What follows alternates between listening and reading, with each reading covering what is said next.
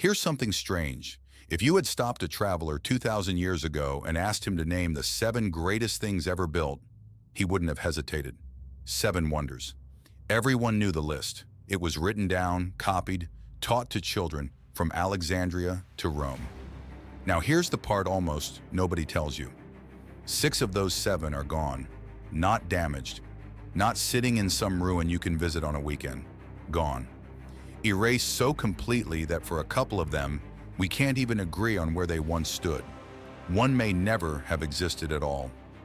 And the strangest detail? The oldest wonder on that list, the very first one raised, is the only one still standing today. It watched the other 6 go up, and then it watched every single one of them vanish. Sit with that for a moment. The people who wrote that list assumed these monuments would outlast everything. They were the pride of whole empires. Kings drained their treasuries to raise them. And within a few centuries, most had been swallowed by fire, by water, by earthquakes, and by something quieter and far more dangerous than any of those. So where did they go? How does something that enormous, something the whole known world traveled to see, simply wipe itself off the map? That's what we're going to walk through today, one by one. What each of them actually was, how each one fell, and why the last survivor refused to go with the others. Stay with me, because by the end, the wonder that's still standing is going to look very different to you. Start by clearing up something almost everyone gets wrong. There was never an official committee. No council of kings sat down and voted on the 7 greatest structures on Earth. The list we inherited began as something far more human than that. It began as a travel guide. Picture a Greek man, a few centuries before Christ, with money in his pocket and time on his hands. The known world has cracked open. You can sail from Greece to Egypt, up through the old Persian lands, and everywhere you go there are things that stop you where you stand. Things so large, so impossible, that you go home and you have to tell someone. Greek writers started collecting them. They even had a word for it. Not wonders at first. Theomata, things worth seeing. A bucket list, 2,000 years before we had the phrase. Over time, that word hardened into something stronger. Thaumaata, wonders. Not just things worth a look, but things that stop the breath in your chest. The shift matters. A sight is something you go and visit. A wonder is something you can't quite believe a human being made. One of the men who shaped that list was a poet named Antipater of Sidon, writing around 140 years before Christ. And here's the first crack in the story most people never notice. His list wasn't the list you learned in school. On his 7, there was no Lighthouse of Alexandria. Instead, he named the Great Walls of Babylon. The list moved.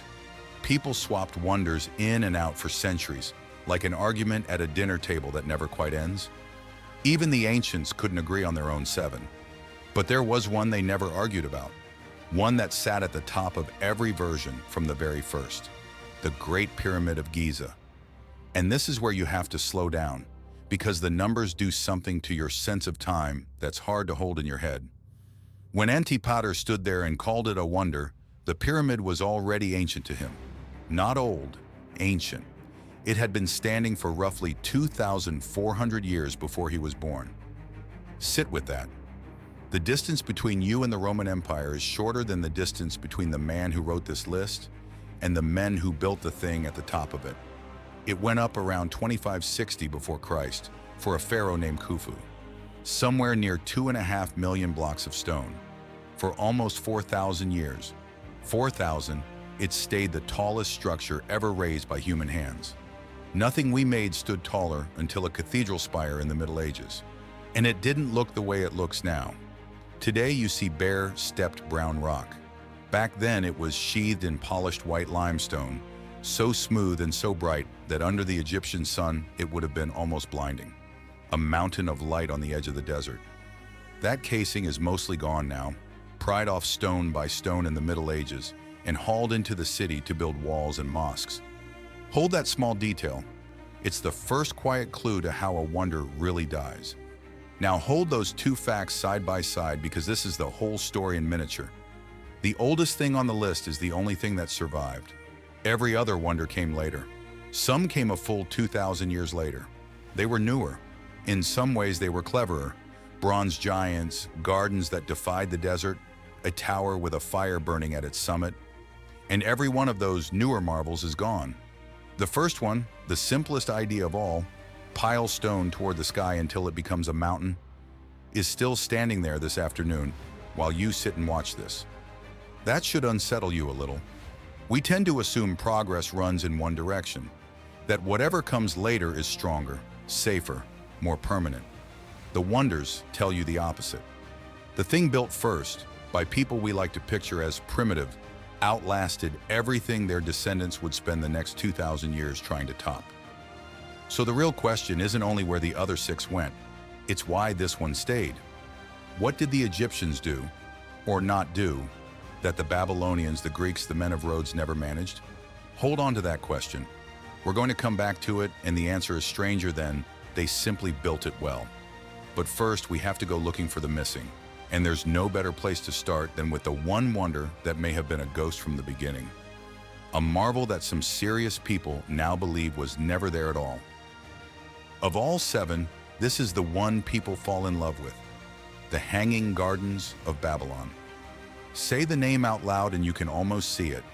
Green spilling over stone terraces, vines pouring down the walls, a whole forest growing in the middle of a desert city. It's the most romantic image the ancient world ever handed us.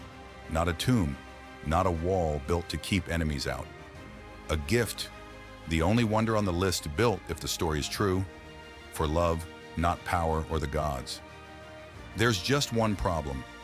We have never found a single stone of it. Every other wonder left something behind. Foundations, rubble, a field of broken columns, coins, a place you can stand on and say, it was here. The Hanging Gardens left nothing. Not a wall, not a terrace, not a clay tablet. In more than a century of digging through the ruins of Babylon, archaeologists have uncovered the great walls, the temples, the foundations of Nebuchadnezzar's palace, and no garden. Nothing that says, here.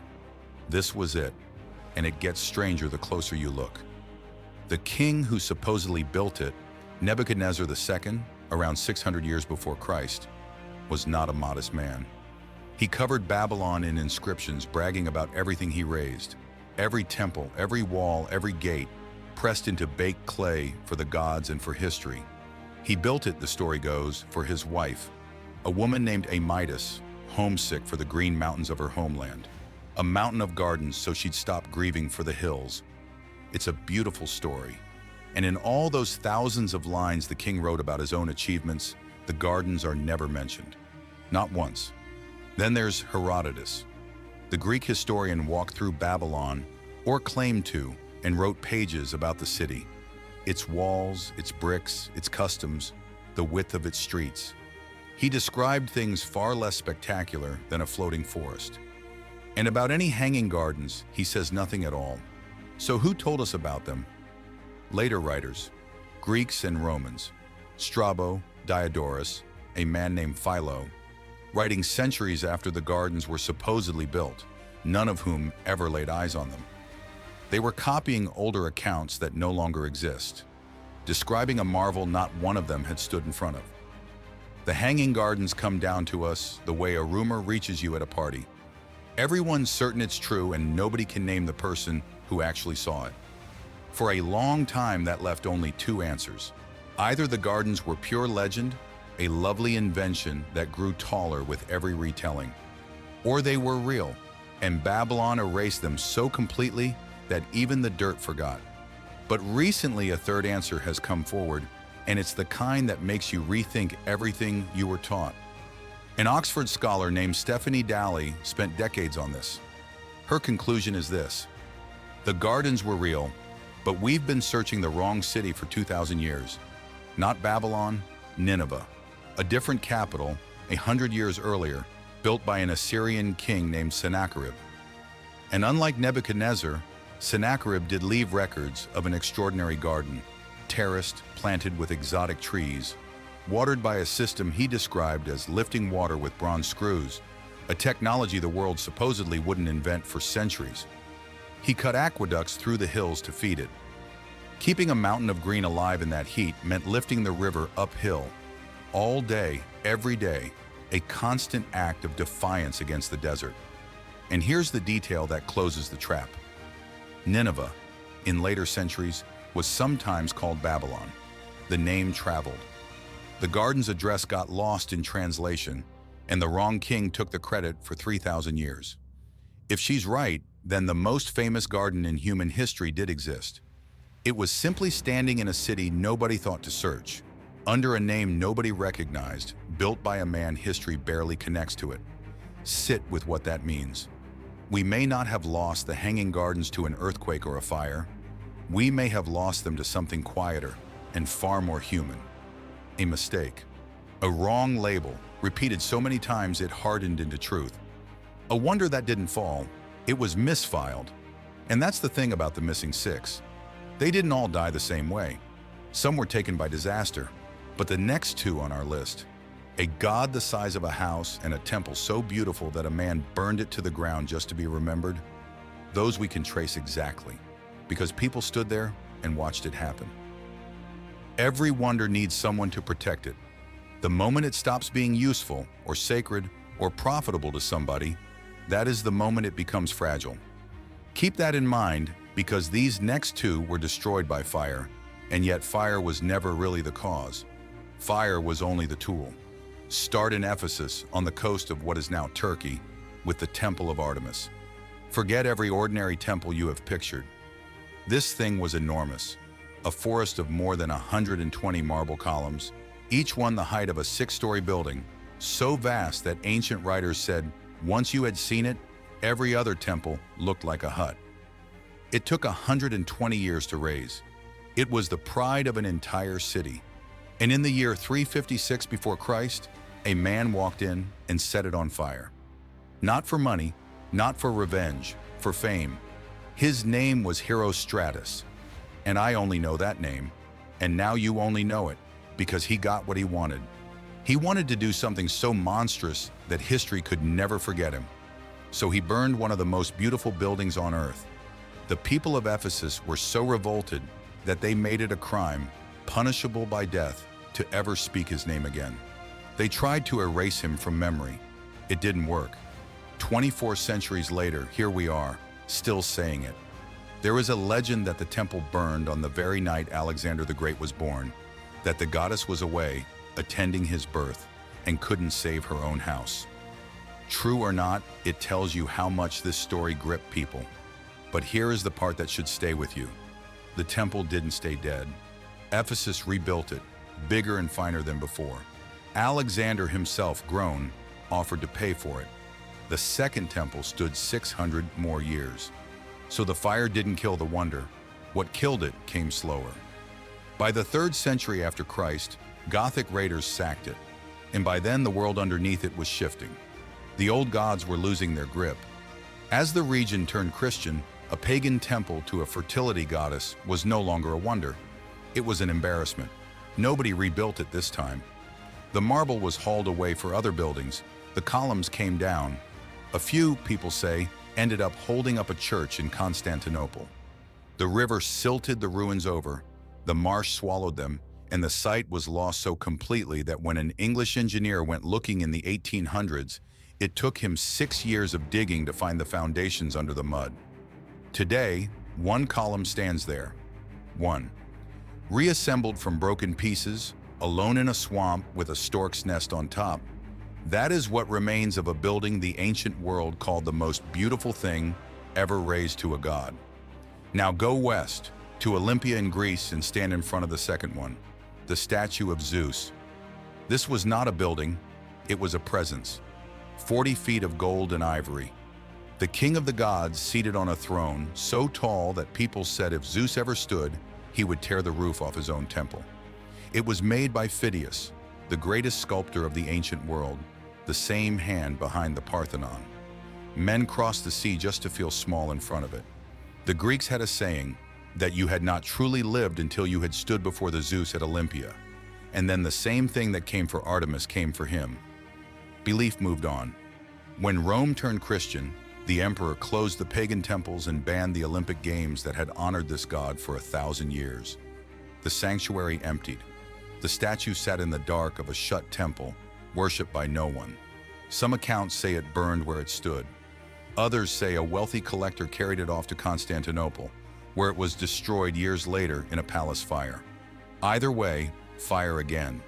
Either way, a god abandoned by the people who made him, reduced to ash. Archaeologists later uncovered Phidias's actual workshop at Olympia. They found a plain cup with words scratched into the bottom. I belong to Phidias. The man is more present today than his masterpiece. 2 wonders, 2 fires. But look closer and the real pattern starts to show. Neither was truly killed by flame. Each one died the moment it stopped meaning something. A wonder is only ever as safe as the number of people still willing to defend it. The next 2 did not die of neglect, though. They were brought down by the ground itself, and then finished off by human hands, digging through the wreckage for something worth carrying away. There's a cruel irony hiding in these next 2. The more precious the material a wonder was made of, the more reasons people had to take it apart. Beauty made them famous. Value made them targets.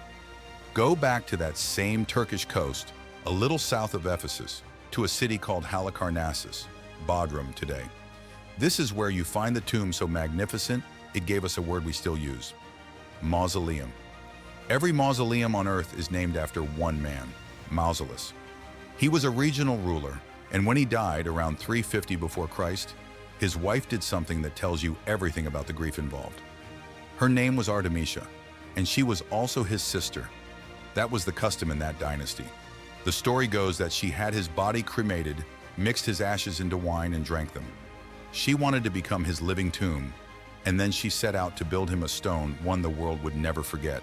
She hired the finest sculptors alive and poured a fortune into it. A tower of a tomb, some 140 feet high, wrapped in statues and friezes and crowned with a marble chariot. Artemisia didn't live to see it finished. She died of grief within 2 years. But the artist stayed and completed it anyway. Not for her anymore, and not for the pay. They finished it because they understood they were making something that would outlast every one of them. And it nearly did. The mausoleum stood, intact, for over 1,600 years. It survived the fall of empires. What it couldn't survive was the ground. Between the 12th and the 15th centuries, a run of earthquakes cracked it open, threw down the chariot, and brought the great tomb to rubble. Then came the part that finishes the job every time: human hands. Crusader knights held that coast, the Knights of St. John. They needed to strengthen their castle at Bodrum, and there, lying in a heap, was the finest cut marble for miles, free for the taking. So they took it. Block by block, they carried the mausoleum into their fortress walls. They burned its marble statues into lime to make mortar. They broke into the burial chamber itself, hunting for treasure. A wonder of the world was quarried, stone by stone, and rebuilt as a castle you can still walk through today. Stand in the walls of Bodrum Castle, and you are standing inside the scattered body of the tomb of Mausolus.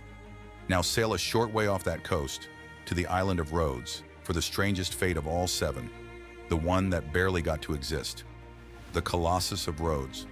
A statue of the sun god, Helios, cast in bronze, over 100 feet tall, raised around 280 before Christ to celebrate the island surviving a brutal siege. They melted down the enemy's abandoned war machines to build it, turning the weapons of the men who tried to destroy them into a giant. There's a poetry in that the ancients loved. First, let's kill a myth. You've probably seen the paintings: the Colossus straddling the harbor, one leg on each side, ships sailing between its feet. That never happened. It's a fantasy invented more than 1,000 years later. The real statue stood on land near the harbor, feet together, like any other statue, just impossibly large. And here's the tragedy. It stood for only about 54 years. Of all 7 wonders, the most ambitious, a metal man the size of a building, had the shortest life by far. Around 226 before Christ, an earthquake snapped it at the knees and it came crashing down. But it didn't disappear. For the next 800 years, the Colossus lay where it fell, in pieces, and became a tourist attraction in its own right. People traveled just to see the wreck.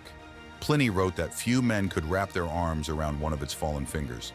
An oracle had warned the Rhodians not to rebuild it, so they left it lying there, a broken giant drawing crowds. Until the 7th century after Christ, when an Arab army took the island and did the most practical thing imaginable with 100 tons of bronze. They sold it for scrap. The legend says it took 900 camels to haul the metal away. The sun god was melted down, weighed out, and turned back into coins and tools and pots, scattered across the world in a form nobody would ever recognize. Marble into a castle, bronze into pocket change. Those are two wonders that didn't simply fall. They were carried off and put to use, which leaves one of the missing 6 still standing, the tallest of them all, the one that refused for the longest time to go quietly. For centuries, if you were a sailor coming into the busiest port in the ancient world, the first thing you saw wasn't land. It was a light, a column of fire, burning at the top of a tower so tall it seemed to hold up the sky. The Lighthouse of Alexandria, the Pharos. Of the 6 that vanished, this is the one that fought the longest. And it's the one I find hardest to let go of, because unlike the others, it wasn't built for a god, or a king's grave, or a city's pride. It was built to do a job. It was built to bring people home. The Ptolemies raised it around 280 before Christ on a little island called Pharos at the mouth of Alexandria's harbor. And the scale is hard to believe even now. Depending on which ancient estimate you trust, it stood somewhere between 300 and 450 feet high. For over 1,000 years, one of the tallest things human beings had ever built, beaten only by the pyramids. 3 stages, a square base, an 8-sided middle, a round top. And at the summit, a fire that never went out, thrown across the sea by a great polished mirror, sunlight by day, flame by night. Sailors claimed you could see it from 30 miles out. Wilder stories said the mirror could catch the sun and set enemy ships ablaze far out at sea. Almost certainly legend, but the truth never needed the exaggeration. It worked so well and mattered so much that its name became the thing itself. In French, a lighthouse is a phare. In Spanish and Italian, a pharaoh. Every lighthouse in the world named after this one tower on this one island. Like Mausoleum, the Pharos didn't just become a wonder, it became a word. And here is what sets it apart from the others. While temples were being abandoned and statues melted down, the lighthouse kept working. Greeks used it, Romans used it. When the Arabs took Egypt, they used it too, and repaired it. Because a light that guides ships into a rich harbor is worth keeping. No matter which god you pray to, it stayed useful. And usefulness, it turns out, buys you time. The pharaohs guided ships for roughly 1,600 years. Nothing else on the missing list came close. But even a job can't protect you from the ground. Egypt sits near a fault, and over the centuries the earthquakes came. One shook it in the 8th century. Worse ones followed in the 10th. The tower cracked, was patched, cracked again. It lost its top, then lost more. And then, in the early 1300s, 2 massive quakes, one in 1303, another 20 years later, finished it. The Great Light of Alexandria, which had burned through the reigns of Cleopatra and Caesar and a dozen empires, went dark and fell into the harbor. For a while, its bones just lay there.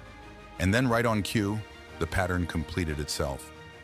In the 1400s, the Sultan Qaitbay came to that exact spot on the island, and he built a fort. Out of what? Out of the lighthouse. The stones that had guided ships for 16 centuries were stacked into a castle wall.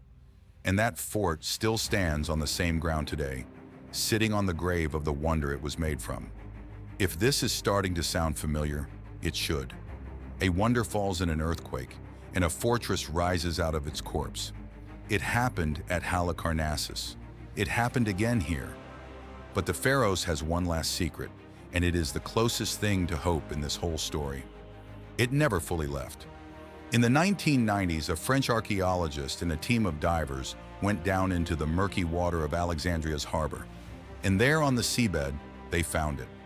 Hundreds of massive blocks, colossal statues, stone sphinxes, pieces of the lighthouse scattered across the bottom of the sea, exactly where they had fallen 700 years before.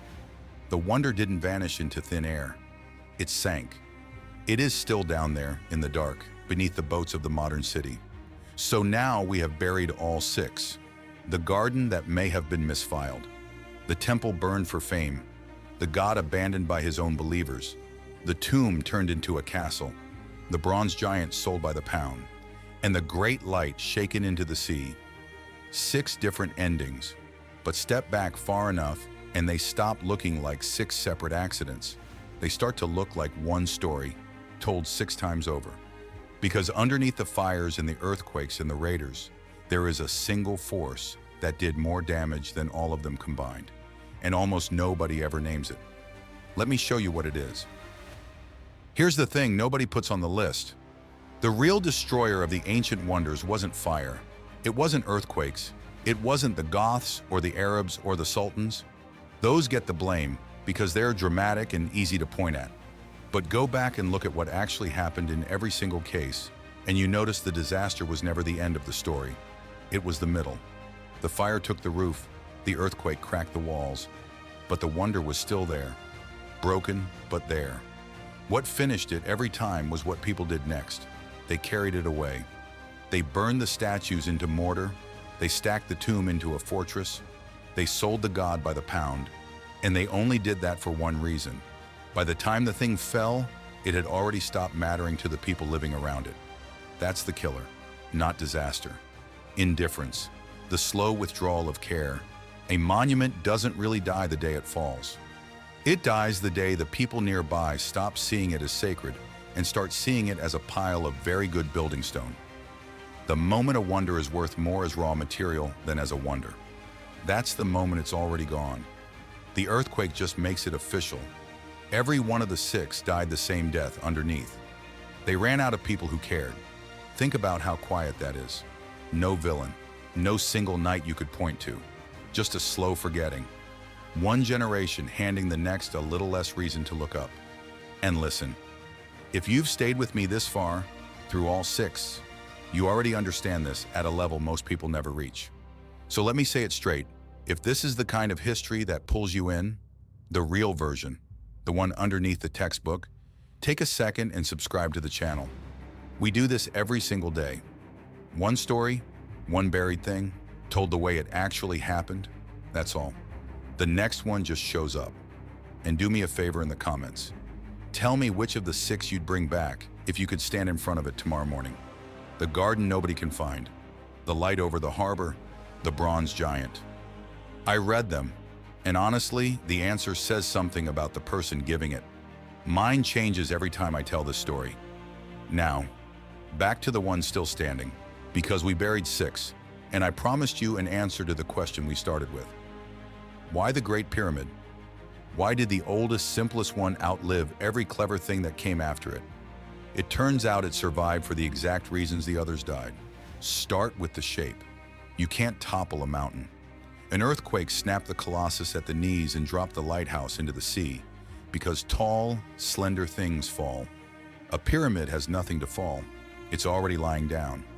Shake it all you want. It just sits there, the most stable form there is.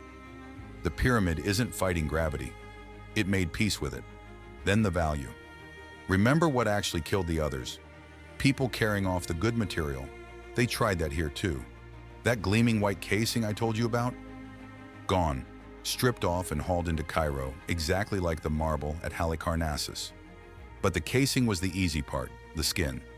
Underneath it sat 2.5 million blocks, in a core too vast, too heavy, too endless to ever be worth taking apart by hand.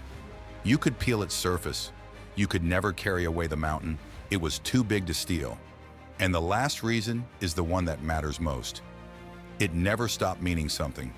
Where the temples were abandoned and the gods forgotten, the pyramid kept its grip on the human imagination through every era that came. The Egyptians revered it. The Greeks put it at the top of the list. The Romans carved their names into it like tourists. The Arabs told stories of the treasure and the lost knowledge sealed inside. Every civilization that inherited it found a fresh reason to stand in front of it and feel small. Conquerors who agreed on nothing else agreed on that. Awe kept it alive when worship no longer could. It never ran out of people who cared. Too solid to shake, too enormous to steal, too haunting to forget. That's the whole secret. The Great Pyramid didn't survive because it was built better. It survived because it never lost the one thing the others lost: us. Which leaves one last question, the uncomfortable one. If a wonder only lasts as long as people keep caring about it, then what does that say about everything we are building right now? Go back to the beginning for a moment. That traveler 2,000 years ago, reciting the 7 greatest things ever built without missing a beat. He was certain. Everyone was. Those 7 monuments were the closest thing his world had to permanence. Proof that human beings could build something the centuries couldn't touch. And within a few hundred years, 6 of the 7 were rubble, ash, scrap, or a rumor nobody could locate. That traveler would have laughed if you'd told him. He'd have pointed at the bronze giant, at the Tower of Fire, at the marble tomb, and said, "Those will be here forever." He was looking at the wrong one. The whole time, the thing that would actually last was the oldest, plainest shape on his list. The one already ancient when he named it. The pyramid. Not the cleverest, not the newest, not the most beautiful. Just the one nobody could carry away and nobody could stop looking at. We started with a simple question. Where did the 6 go? You have the answer now. They went into castle walls and church foundations. They went into the melting pot and came out as coins. They went into the sea and into the silt and into that strange gray space where a thing that was definitely real slowly turns into a story people aren't sure they believe. Fire and earthquakes opened the door, but it was forgetting that walked them out. Run them back one last time. A garden so lovely we may have filed it under the wrong king in the wrong city, and we argue about it still. A temple burned down by a man who wanted his name to outlive him. And it did, which is the cruelest part. A god of gold and ivory left in a locked, darkening room until the world that worshipped him was gone. A grieving woman's tomb pulled apart stone by stone to thicken a castle wall. A bronze giant that stood for a single human lifetime and lay broken for 8 centuries before it was sold off by weight. And a light that guided ships home for 1,600 years until the sea rose up and hid it inside its own harbor. Here's the part I'd ask you to carry out of this, and then I'll let you go. The wonders were never really made of stone and bronze. That was just the body. What kept them alive was attention. Generations of people deciding over and over that this thing was worth protecting, worth repairing, worth crossing a sea to see. The moment that decision stopped, the material was just material. A wonder isn't a building. A wonder is an agreement between people to keep caring about the same thing, and agreements end. And here's the strangest twist in the whole story. The one wonder we're least sure ever existed, the garden, has outlived some of the ones we know were real. Not in stone, in the telling. Every time someone repeats it, the garden grows back for a moment, which means a wonder can survive with no body at all, as long as people keep saying its name. The story became the monument. Look at the Great Pyramid again. Now, really look at it. It isn't standing there because it was stronger than the others. It's standing there because for 4,500 years, no century in a row ever fully stopped caring. Egyptians, Greeks, Romans, Arabs, tourists with phones, an unbroken chain of people who kept it worth keeping. It survived on our attention. It is still surviving on it. Every one of us who looks at it adds another day. And that's the thing that should sit with you tonight. Because we are all, every day, building things and calling them permanent. Our monuments, our names, the work we're sure will outlast us. Not one of them is safe on its own. They last exactly as long as someone, somewhere down the line, still decides they're worth remembering. 6 wonders are gone. 1 is still standing. The difference between them was never the stone. If this stayed with you, if you felt that somewhere, do something with it. Send this video to 5 people who'd sit through the whole thing the way you just did. Not everyone will, the right ones will. Follow the channel so the next story finds you without you having to go looking. And leave me a real comment, not great video, but the honest one. What part of this got under your skin, and what forgotten piece of history you want me to dig up next? I read them. I choose the next one from them. The traveler thought he knew what would last. He was wrong about 6 out of 7. Make sure you're not wrong about yours.